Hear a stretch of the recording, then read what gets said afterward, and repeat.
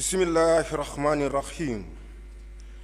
Nigériennes, Nigériens, mes chers compatriotes. Voici un an que le Conseil national pour la sauvegarde de la patrie, CNSP, sous ma conduite, a décidé de prendre en main les destinées de notre pays, le Niger. En effet, les menaces existentielles auxquelles faisait face le Niger ne laissaient guère le choix à tout patriote soucieux d'éviter à son pays de sombrer vers les obscurs rivages du terrorisme, et cela nonobstant le placement du pays sous tutelle des bases militaires étrangères. Le pillage de ressources, le passe-droit et le bâillonnement des libertés fondamentales constituaient le brevet du régime déchu, malgré la facette démocratique affichée et vantée par l'ancienne puissance coloniale pour compenser la vassalisation du régime. Victime de cette situation, notre peuple a adhéré à la nouvelle marche imprimée par le CNSP, transformant le coup d'État en un vaste mouvement de libération nationale et de reconquête de la dignité populaire. Cette défiance vis-à-vis du régime déchu, combinée à la menace et aux sanctions iniques imposées par la CEDEAO, a entraîné le rejet de toute influence extérieure par les Nigériennes et les Nigériens. Au plan national, le changement a engendré un élan patriotique sans précédent, expression des aspirations profondes de nos populations à la liberté, à la dignité et à la souveraineté nationale. C'est conscient de l'immense espoir suscité par les événements du 26 juillet 2023 et pour être en symbiose avec les aspirations populaires que le CNSP s'est engagé sous ma direction, d'une part à la refondation à l'intérieur du pays et d'autre part à la construction de l'Alliance des États du Sahel dans notre voisinage immédiat. Notre ambition pour le Niger se décline, comme vous le savez, autour de 4 axes, à savoir le renforcement de la sécurité et de la cohésion sociale, la promotion de la bonne gouvernance, le développement des bases de production et enfin l'accélération des réformes sociales. L'adhésion forte de la population à l'élan imprimé le 26 juillet 2023 nous commande ensemble le devoir de réussir l'œuvre de refondation ainsi voulue avec un engagement patriotique sans faille.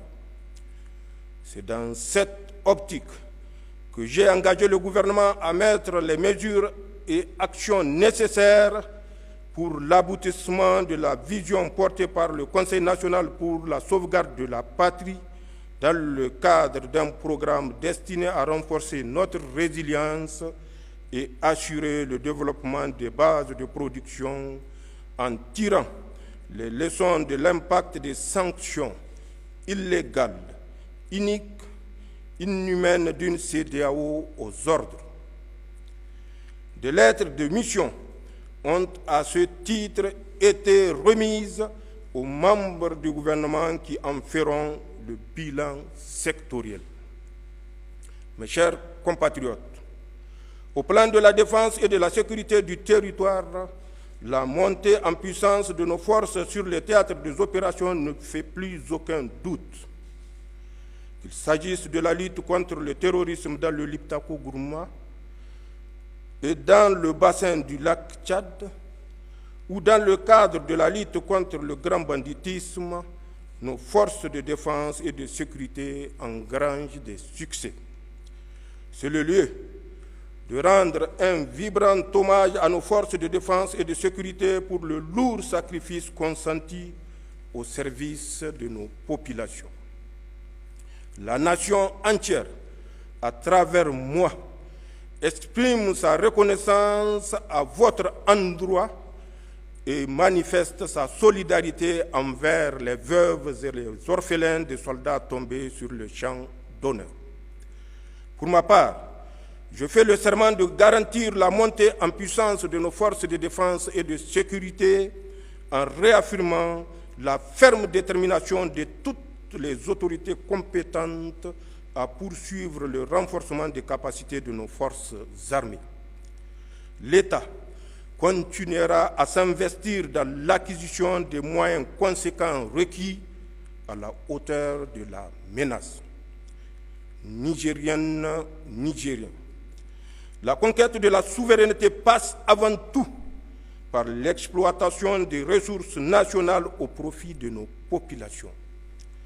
À cette fin, j'ai lancé dans toutes les régions du pays le programme de grande irrigation dont l'objectif vise à assurer l'exploitation optimale des potentiels agro-pastoral en vue de l'atteinte de notre souveraineté alimentaire.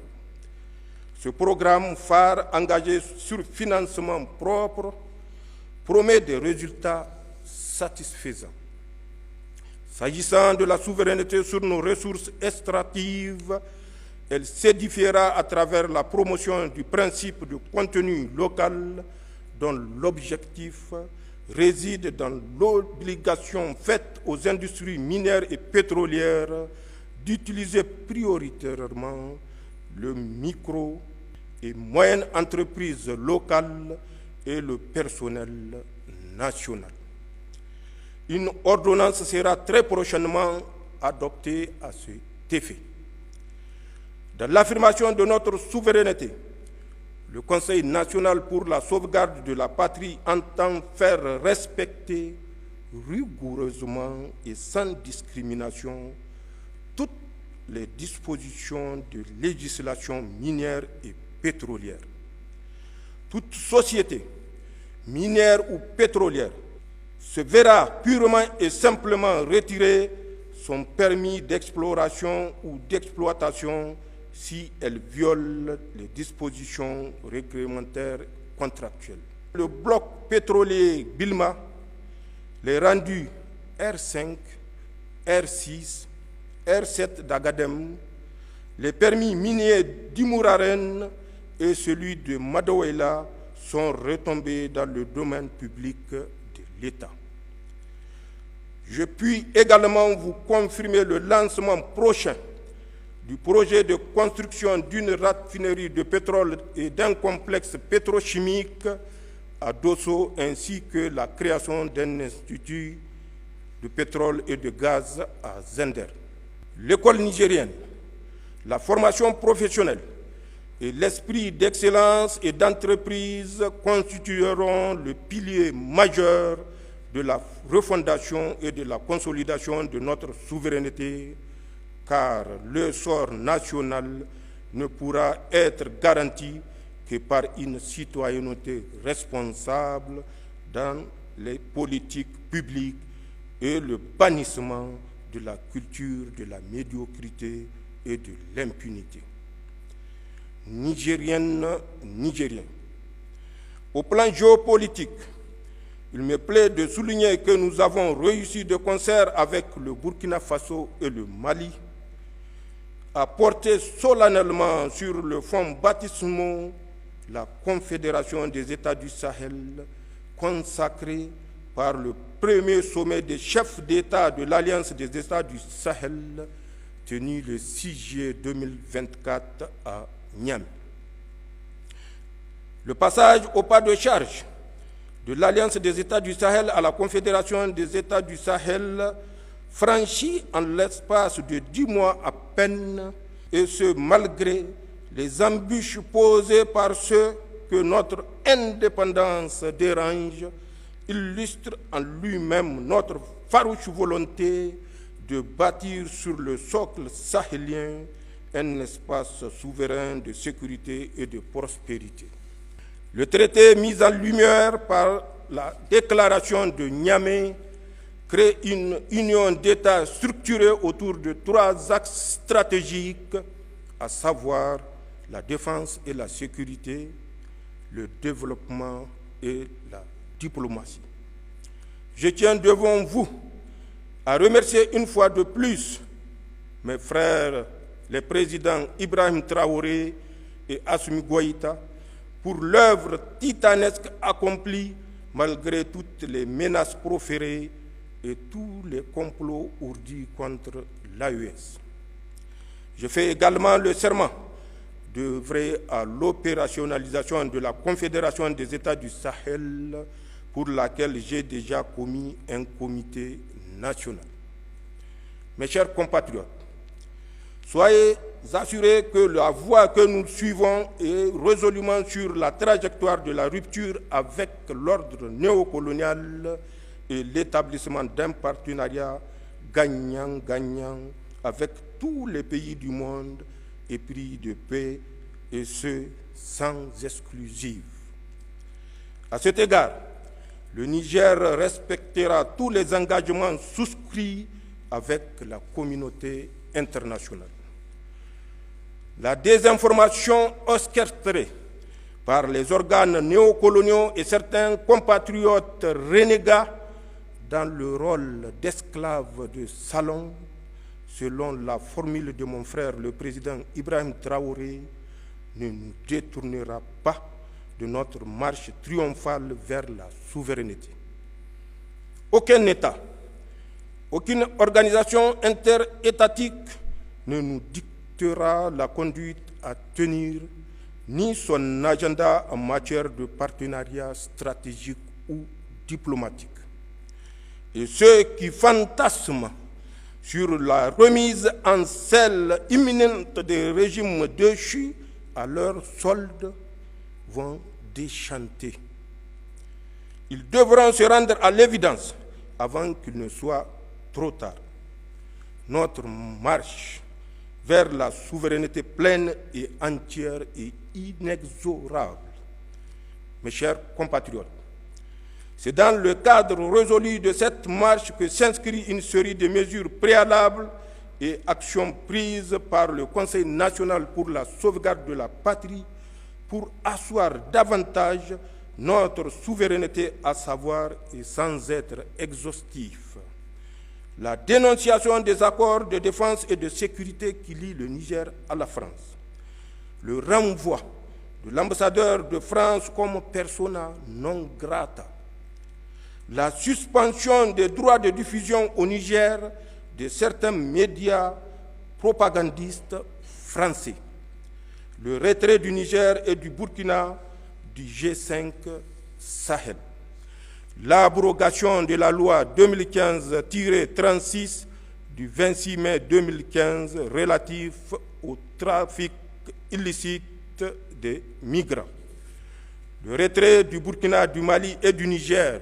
de la CEDEAO, la dénonciation de l'accord militaire entre le Niger et le Bénin, la nationalisation de la Société nationale des eaux, la dénonciation de la convention fiscale entre le Niger et la France, la dénonciation de l'accord relatif au statut du personnel militaire des États-Unis.